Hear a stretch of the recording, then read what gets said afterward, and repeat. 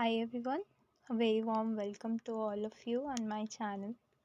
So today's topic will be very interesting and it will help the accounts payable professional to clear the interview. And thank you so much for the support on my previous video. And let's move forward. Today we will be discussing about procure to pay process T-codes in SAP. So I've worked in SAP software and it's like magic for the smooth process of accounts payable, and it's really helpful. So we will be reading the P2P T-codes for SAP. So this is the post which I have this is the first post which I have made on LinkedIn.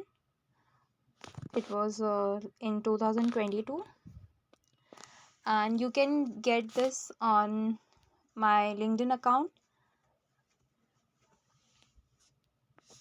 So first we'll start with ME21N. So it is a T code which is used for creating the purchase order. Whenever we have to create purchase order in SAP, we tend to use this code, that is ME21N. It allows us to specify vendor details and material and quantity and other relevant details which we need for procurement. So this is the first T code which we have discussed. Now we are coming with second T code, that is ME22N. That is a change purchase order. So it is basically user can make changes in the purchase order. So in ME21N we have created a purchase order, but now we got to know that there has been change in the quantity, price, so we can make the changes in ME22N. We can make the changes after creating the purchase order. So this is basically for editing purpose. If you want to make some changes, so that will be helpful for you. Now we have 3, which is ME23N, that is to display purchase orders. So it enables users to view the details of purchase order. It provides access to information such as vendor, material quantity, delivery dates, pricing, conditions, and associated documents. So basically it display the purchase order we have created in ME21N. That is displayed. If you want to check the purchase order, we wanted to verify everything with whether we have taken correct vendor details, correct quantity, and correct date and everything. So we can check and we can display it in ME23N. Now we have fourth T code, that is ME2N. This is used for purchase orders by PO number. So we can use it in T code to search for display purchase order based on the specific criteria such as purchase number and vendor or material. So if we wanted to check any purchase order, then we can check it from specifying criteria. That can be the purchase order number, or it can be material, it can be vendor. So we can check this with the T code, with the help of T code ME2N. Now we have fifth T code, that is MIGO. MIGO is a T code which is like very helpful for accounts payable professionals, and it is often asked into the interview that what do you if you have worked in SAP, they will tend to ask this question, that what is MIGO. So please give it a read and try to understand what it is. So goods movement, MIGO is used to perform goods receipt, goods issue, or stock transfer within SAP. It updates inventory level and financials records based on movement of goods. So it is basically used for goods movement, and if is there any changes or transfer of stock, so you can check in MIGO. Now we have Miro entry. So basically we say it Miro or entry, but here it is Miro, and this is basically used to process the invoices. We can directly put Miro T-code and process invoice with the validating every detail from the invoice and PO and GRN. And yeah, so it is basically to process the invoices. Now we have 7th T-code, that is FB60. Then FB60 is enter incoming invoices, used to manually enter an incoming invoices that is not associated with orders, purchase order. It is typically used for services or expenses without a procurement process. So what happens in SAP, we have two modules while we process the invoices in accounts payable. So I'm aware of two, that is MM and FI. So basically in we do have the purchase order, that is a PO number from where we can process the invoices. But in FI, what happens is there is no PO, so we tend to get a GL, cost center, and the approver also. So from that we can process the invoices. So that is related to FI. So that is the all about this T code FB60.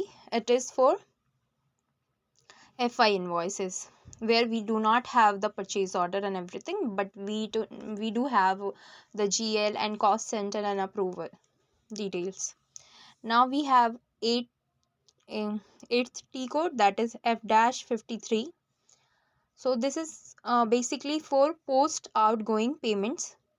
This is used for post the outgoing payments such as vendor payment in SAP.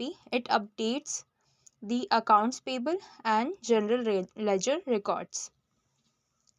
So basically this is used for the showing the payments and doing the payment of the vendors.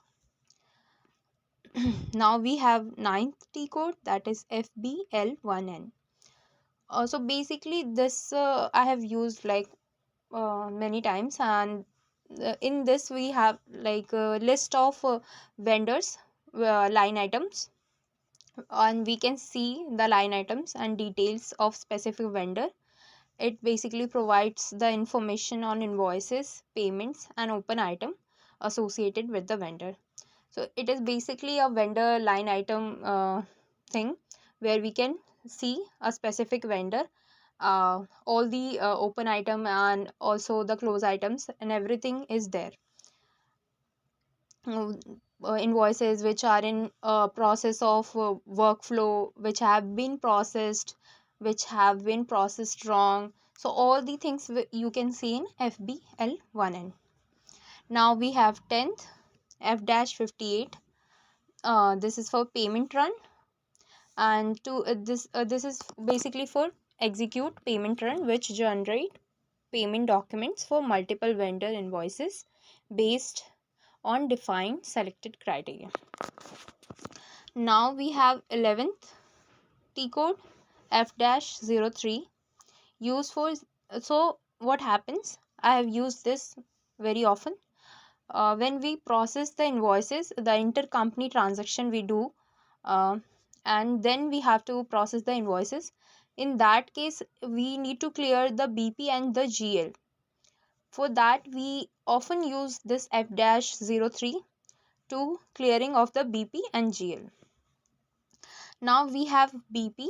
So BP T code is basically we can check all the specific, like each and every details about a vendor in BPT code. You can check his like address, shipping address, billing address, bank details, name, and everything you can check in the BPT code. So it is basically a vendor details T code where we can find all the details about the vendor. Now we have 13 number T code, that is ME2L, that is for purchase order by vendor. And now we have 14th number F110. So for automatic payment run program we use this, and automates the payment of process by selecting vendor invoices due for payment, generating payment files, and posting the payment document in the system. Widely used for regular it is like widely used, and it is daily used on a regular basis. Now we have 15th number, that is ML81N, to enter purchase of services.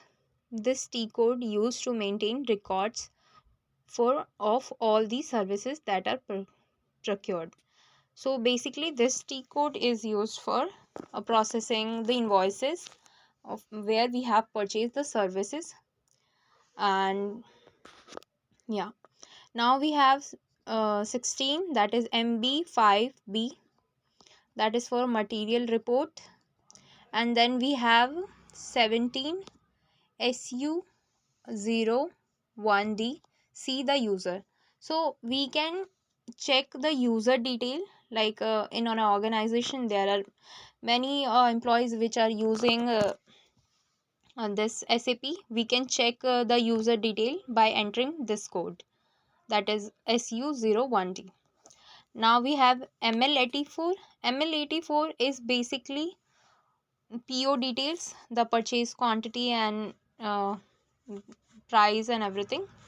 All the details of PO is in ML84. Now we have 19th FB03. This is for to view financial document number.